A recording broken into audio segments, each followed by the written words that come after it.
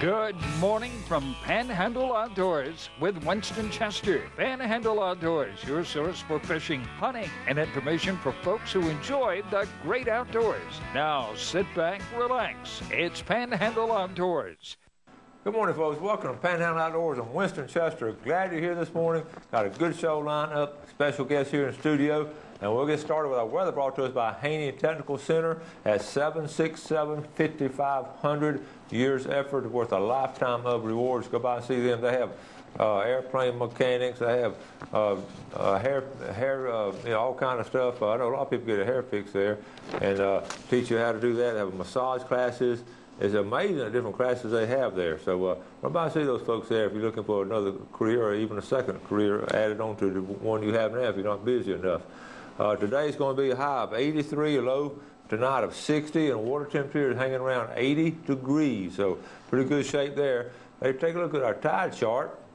We'll have today on the 10th of May, we have really strong tides. We're looking at a high tide at 12:40. Right after lunch is going to be the high tide. Then it's going to right after midnight. So, 12-hour tide is going to be low at 12:05 a.m. So we've got some strong tidal flow. And we've got a situation where, if you like fishing the outgoing tide, you can do that in the afternoon. Or if you want to fish the incoming tide, do that in the morning. Both of those, as long as that water's moving that strong, it's good fishing there. Let's change up a little bit, show a couple of pictures while we've got a short weather today. This is one of my students. This is Cody Bouquet with a big old big old redfish. He sent several pictures here. Cody, it's Chance Jones sent me these pictures. Brought him in here. Jeff, let's see. That's got it right there. Good job there. And then they went up to the sand hills and caught some bass on top water.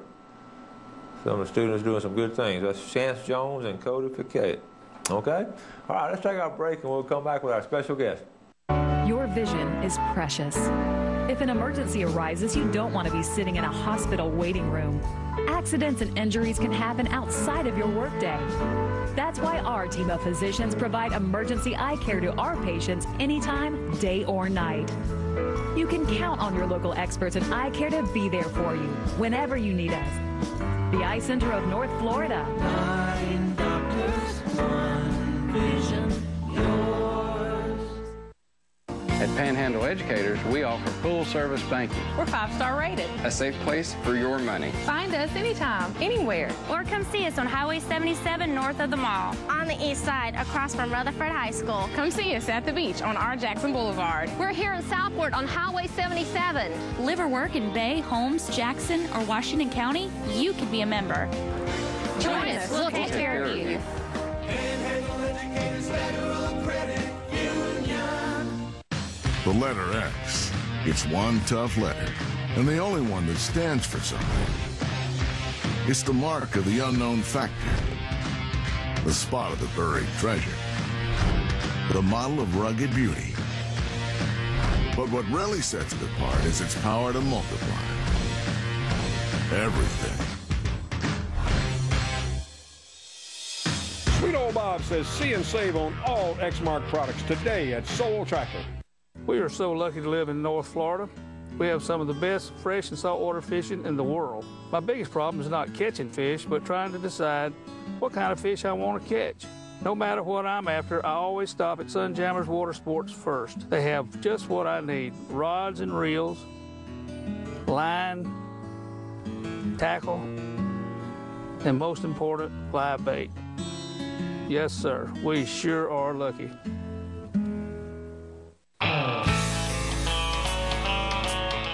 Welcome back, folks, and welcome to Stan Kirkland. Good morning, Winston. How you doing, sir? Lieutenant Stan Kirkland. Just Stan. For those who will do. They already recognize a familiar face, but sometimes we get new viewers. And Stan, glad to have you. And we had some exciting things happening Monday night. Well, 2 of my girls students came in Tuesday morning, and they were still out of breath from Monday night. We're chasing in a neighborhood. Tell us what was going on. Well, we had they called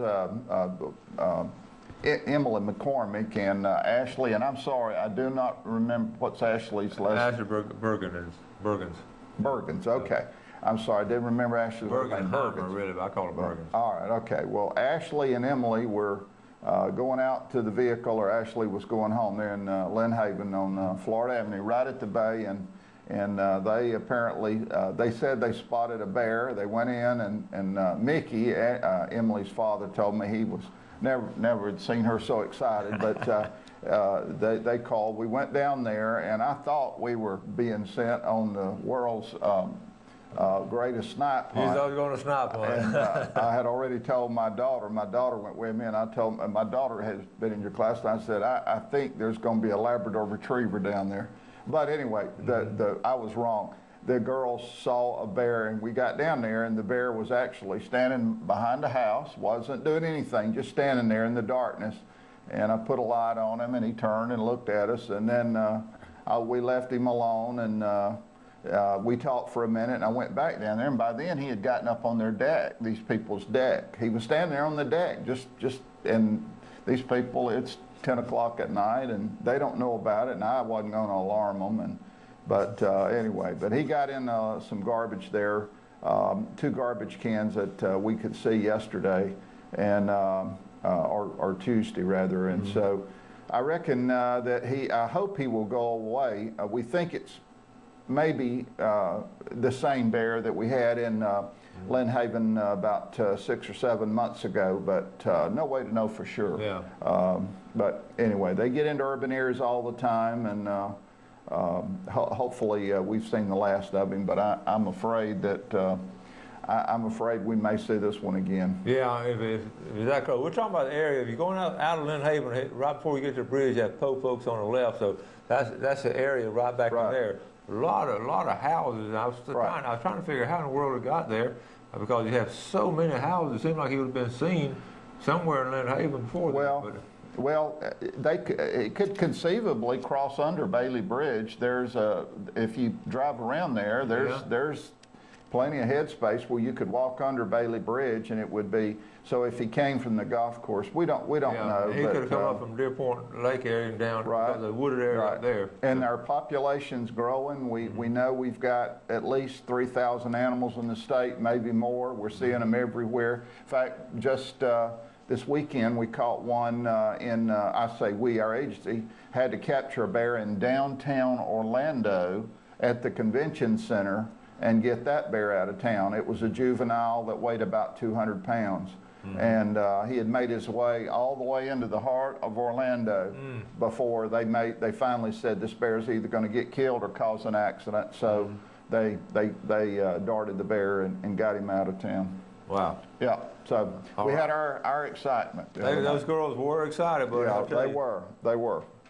Okay, now we want to go to your redfish or your gators here. Well, let's talk just a minute about for people that are interested right now. We're in the first phase of the period to apply for gator permits. It opened May the 2nd and will run through May the 16th.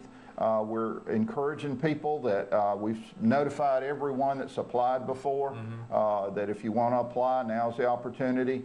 We'll have either 2 or 3 periods. Everybody wants to get a gator kind of like this one. Tell us this. What kind of meals does this one have? I don't know. A few square meals and a few round ones too, I think. He's been to the buffet line once or twice, but that is one big gator. But anyway, that's. Well, we've got a healthy population in the state. Florida has the 2nd largest population in the country compared to Louisiana. Last year we issued somewhere 6,800 permits. We won't issue quite that many this year. It'll be just under 6,000 because we feel like that with our population has somewhat leveled off. So the harvest or the number that that are allowed to be taken is adjusted accordingly. But each person that applies gets 2 tags. You can kill 2 alligators. You're given a period of time to hunt, and so all the hunters are not dumped into the same window. There's 11 weeks in the season. We even give you, if you can't kill your 2 gators during the regular time, then we give you a time at the end. It's kind of a bonus time. So anyway, it's become so popular the last few years. Sort of like TV show Swamp People. Everybody has a little bit of swamp people inside of them. They want to get out there and get them a gator. So I know a lot of people here locally. Well, one big difference with that show that originates out of Louisiana and what we do, we don't allow the use of firearms. You know, you see firearms in everything they do, and there's nothing wrong with firearms, but you either got to use a bow and arrow crossbow, a gig, you can use I'm trying to think what else. You could use a rod and reel with a snatch hook, but you can't shoot them. You can use a bang stick when you get them up to the boat, but that's it. You can't shoot them. That's what I got. You can't shoot them. All right, let's take a break. We'll be right back. Clay O'Neill's Land Clearing. When you need land clearing, pond digging, road building, or any type of excavation, Clay O'Neill's Land Clearing is fully equipped to handle it. If the job is big or small, he covers it all, serving the Florida Panhandle from Madison County to Escambia County. He's just a phone call away. Hey, thanks, Clay, for another job well done. Harold Milling Company, rough and tough dog food. Harold Milling Company builds it. They build hog feed. They build dairy feed. They make chicken feed. They have specialty feeds for rabbits. If you got a worm farm, grandmother used to have a worm farm. Look at the Harold Milling Company. You want to go down and get you, the dog's not running anymore. That's all over with. You want to get that 16% and drop down from the 26% protein. You don't want old Rover to get fat. Harold Milling Company, you can buy at almost any feed store in the Panama City area. Steel, the #1 selling brand of handheld outdoor power equipment in America. Right now, dependable grass trimmers start at just $159.95. For cleanup, hard-working steel blowers start at $149.95. Plus, double your limited warranty with your steel product purchase. Start easier, work smarter, finish faster with Steel, #1 in America. Guido Bob says see and save today and every day on all Steel outdoor products at Soul Tractor. When you stop by Blue Water Outriggers, you will find everything for your outdoor adventure. Stock up on all your favorite brands and shop for some of the latest outdoor gear and accessories. You can also shop online and have your orders delivered straight to your home. Our flagship store is nestled right off of Highway 98 in the Port City Shopping Center, just steps away from the Port St. John Marina. You will love our selection, our prices, and our friendly service.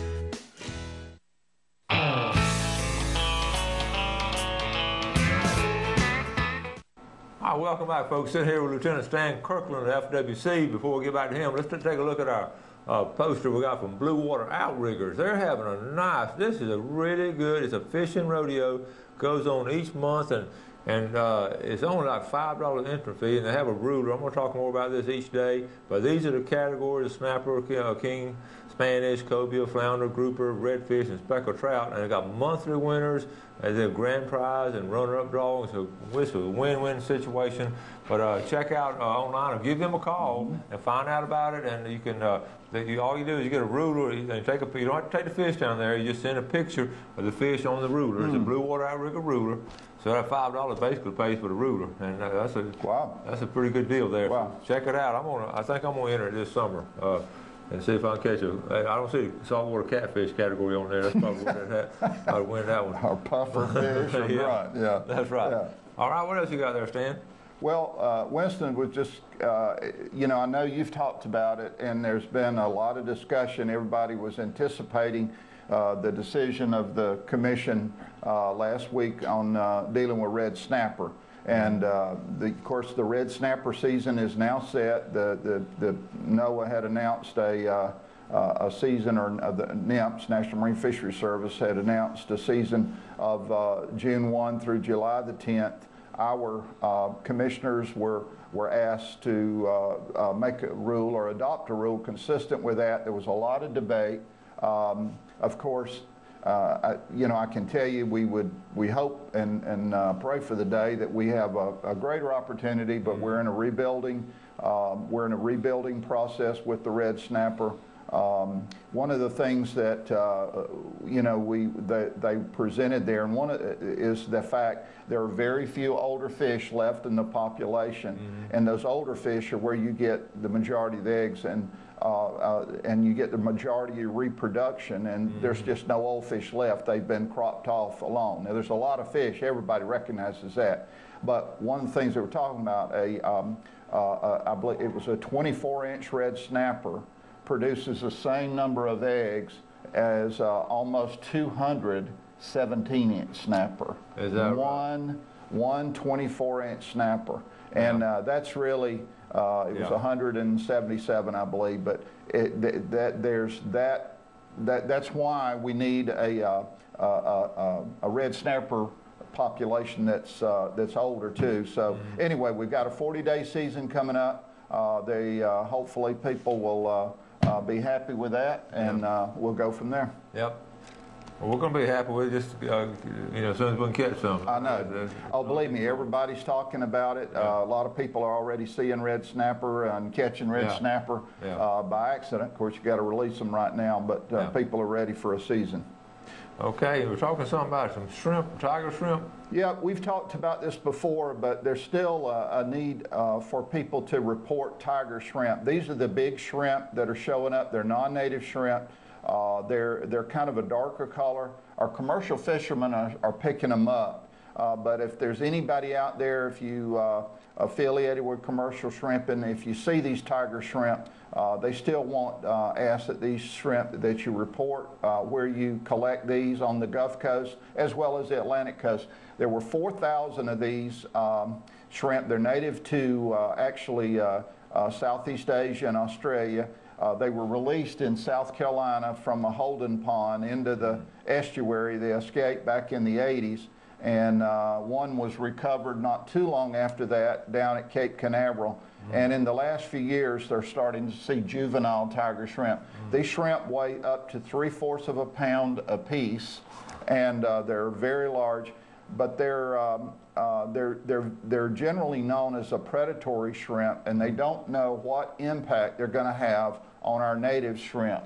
So if those turn up, and you hear if there are people out there that are commercial fishermen, you see those, NOAA asked that you report those. And our agency, we have a way to do that. Yeah. And speaking of reporting, now another one of our loyal viewers that watches the show every morning. He has had his ATV, two ATVs here, right here, stolen from his place up there up in the Sand Hills, and the people, it's just two different ones that's happened. The people have scouted it out. It happened. He goes up there every weekend. It has it at his place up there, and people stole it during the week. The Sunny Hills area, he's offering a $500 reward. He asked me not to mention his name, but I know him. He's a good fellow, hard-working man. And again, we talked about the 9.9 Suzuki here. Here's this ATV. If you see one popping up somewhere, but these people who took it, they were scouted out the area. They went through his locked gate, and went to his property, and it really, if you see some extra ATV somewhere, maybe you don't know where it came from. So, there's some thieves out there, folks, and we just got to keep everything locked down, but he had it locked up. He had it behind the locked gate, and they still got it there and got it during the week while he wasn't up there. So if you know one, give me a call or something, and he's got a $500 reward offered for that. And also, we're still looking for that 9.9 Suzuki, and we got a $400 reward for that. We want to try to find that for our viewers, Ralph and Lucretia Turner up there, 9.9 2011 Suzuki. All right. But the best thing you can do for small items like that, one of the things is to make sure they're secured boats. If you've got small motors, put a large chain through them. It won't stop all thieves, but secure it somewhere to the boat. ATVs, it's a good idea to disable them when you leave them. If you leave them at a hunt camp, make sure they're disabled where they're not easy to operate. Chained, that sort of thing. We want to think we're safe, but there are people out there that will steal anything, unfortunately. So, and also mark your items. The police department, the sheriff's department are the probably best sources of information on where and how to mark them. But there's ways and places to put identifying marks on them where if they are recovered, and make sure you have your numbers off your motors or off your ATV, so when you report them, that can be entered into the crime system network, and if they do find this property, hopefully they can get it back to you. Yeah, that's good advice there. Let's take our final break, and we'll be right back. You think of a successful hunting season, two things come to mind: Browning and C&G Sporting Goods. Browning is the best there is, and C&G Sporting Goods is your factory direct, full-line Browning dealer. C&G stocks Browning guns, camo, knives, scopes, gun safes, bows, and much more, including hunting and fishing license. Look over the new Browning BAR camo short right and X-Bolt rifles. Why pay good money for anything less than a Browning? Browning and C&G, the best there is. Home of the experts. When you have work to do, get it done with a Kubota. Kubota is the top choice for reliability, efficiency, and value. And right now, during Kubota Rewards, take advantage of 0 down and 0% APR for up to 60 months on new Kubota utility and ag tractors, tractor loader backhoes, and utility vehicles. It pays to own orange. See your Kubota dealer today. See and save on all Kubota tractors and equipment at Sowell Tractor today. Bill Kramer Chevrolet Cadillac Buick GMC is Panama City's exclusive full-line dealership, built on a 45-year foundation of trust and total customer satisfaction in all departments, including our huge pre-owned department, where we'll pay top dollar for your current automobile as a trade-in, or we'll place your vehicle on our lot and help you sell it. At Bill Kramer Chevrolet Cadillac Buick GMC, 4 decades, 3 generations, 1 tradition. Sunrise to sunset. A walk through nature takes you on a journey of Florida's Emerald Coast. You'll encounter the wildlife, birds, lighthouses, indigenous to the beautiful land and seascapes of Florida. Set to the sounds of nature and enhanced with easy listening music. Only $14.95 plus $4.95 shipping and handling. NatureWalkDVD.com, or send check or money order to the address on the screen. A walk through nature. Visually stunning. Hi, welcome back, folks. Here with Lieutenant Stan Kirkland at FWC, and let's get started with our Express Lane Fish and Game forecast for today. Our times we're looking at this morning, 4:48 to 6:48, so you still got time to run out there and catch a big speckled trout, or either this evening when you get off work at 5, you have from 5:16 to 7:16. Those 2 hour blocks right there brought to us by Express Lane, American owned and American operated. Stan, I know we got a couple other things too, but I know one of the big things are these chipmunks y'all were talking about. Well, I don't know how big they are, but they're smaller. Yeah, they're smaller than a gray squirrel. This is a picture made by a very well-known photographer here in Florida. His name is Barry Mansell. This is a creature that you see more in the forest, the hardwood forest, or land associated with a hardwood forest, from Alabama all the way up through Georgia, up the Smokies, right on up into Canada, on the eastern United States, on both sides of the Smokies. But anyway, the chipmunks do come into Florida, or their range extends into Florida, I should say.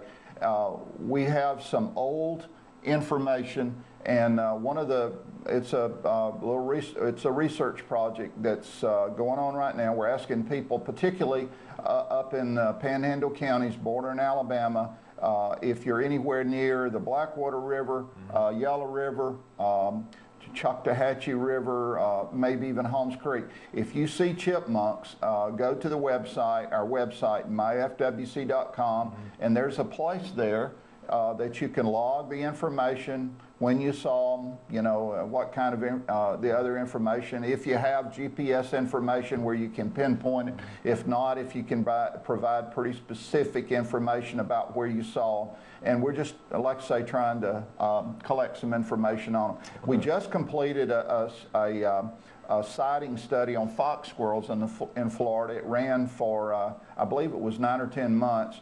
I may be wrong on that, but I think it was 9 or 10 months. We had over 4,000 sightings of fox squirrels in the state, and maybe in the future I can bring on a map and kind of show you where where the people call from. 75% of the people who called were everyday citizens. 25% were either of the sightings were either wildlife biologists, wildlife professionals, officers, that sort of thing. So that was kind of interesting. Very good. Very good. Yeah, that was good. All right. What else you got? The last thing that I had, Winston, I wanted to mention about. It's getting into the, we're into the fishing season, and it's hard to talk about hunting, but let me mention about something about if you really want a great opportunity to kill a really nice buck, we have what we call our special opportunity hunts for deer and for wild hog in the state. None of them are up in the Panhandle. Unfortunately, most of these are in Central Florida, but we're in a time now where you can apply, or you should apply, for these hunts. The application window will be closing in the next couple of weeks, but you can apply for these hunts. There's any number of areas. In fact, one of the biggest deer in the state that's ever been taken was taken by a guy named James Stovall on one of these special opportunity hunts. Special opportunity hunts, whether it's for deer, hogs, or wild turkey, whatever, are designed with just a handful of people. High deer, they're managed for high deer or hog or turkey populations. I just went on one of these. Yeah. I just went recently on a special opportunity. I got a permit. A permit was $175, and people scoff at that, say, wow, I would never pay that. But if you look at what it costs to go on a quality hunt, I checked for a friend recently, and the cheapest I could find, now this is just the public, was $1,800, and most of them ran from $1,800 to $2,800, and that was to kill one turkey, and so $175 was a good deal. But getting back to the deer and the hog, though, we have areas that you can go, and like I say, these are primarily in north central Florida. Very few hunters, but you kind of have the area to yourself when you go, and it's a quality experience. Good place to take a young person and let a young person experience hunting with you, or you with them, rather. No, good deal. That's a lot of good information there, Stan. Now, have you had a chance to do much fishing yourself? Well, I've fished a little bit, and I've got a hole or two that I go to. And well, I'll tell you one thing you talk about, and it is really true, Winston, is when you talk about tides. Boy, if you fish here on the coast, and I'm not taught as much about freshwater fishing as I am right now. I'm fishing on the coast, but you really need to watch the tides. Tides are everything, and if you got a moving tide, it's good to go. But been catching some speckled trout, redfish, and I released most of my trout. I don't generally keep them. Caught a big female the other day, but I just got her off. And go top water or just no, just I take a cast net and I catch bait. In fact, I talked to somebody the other day. I think they watch your show, and they'd had good luck too. All right.